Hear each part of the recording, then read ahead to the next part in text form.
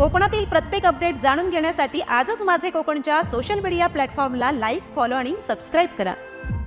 सिंधुदुर्ग जिल्ह्यात 432 ग्रामपंचायती असून त्यासाठी केवळ 317 ग्रामसेवक कार्यरत आहेत, तर 115 ग्रामसेवक पदे रिक्त आहेत। परिणामी ग्रामपंचायतीचा कारभार धीम्या गतीने सुरू आहे। असे असताना जिल्ह्यातील सत्ताधारी लोकप्रतिनिधी आणि जिल्हा परिषद प्रशासनातील वरिष्ठ अधिकारी हे आर्थिक देवाणघेवाणीतून जिल्ह्यातील ग्रामसेवकांना जिल्हाबाहेर बदली मिळवून देत असल्याचा खळबळजनक आरोप माजी आमदार वैभव नाईक यांनी केला आहे।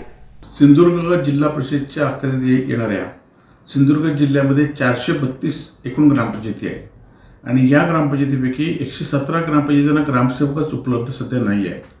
अनेक ग्रामपंचायतीचा कारभार हा 2-2 ग्रामपंचायती 3-3 ग्रामपंचायती एका ग्रामसेवकावर अवलंबून असतो।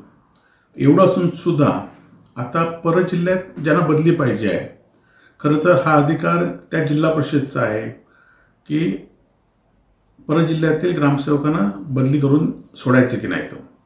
परंतु सत्ताधाऱ्यांच्या आर्थिक देवाघेवीमुळे व प्रशासनाच्या आर्थिक देवाघेवीमुळे आज सिंधुदुर्ग जिल्ह्यातले 117 ग्रामसेवक कमी असताना 20 ग्रामसेवकांना आज आंतरजिल्हा भरतीसाठी प्रस्ताव जिल्हा परिषदेने सिंधुदुर्ग जिल्हा परिषदेने मंजूर केला आणि त्यांना जिल्ह्याच्या बाहेर पाठवलं आहे। अजूनही 25 लोकांचे प्रस्ताव या ठिकाणी आहेत।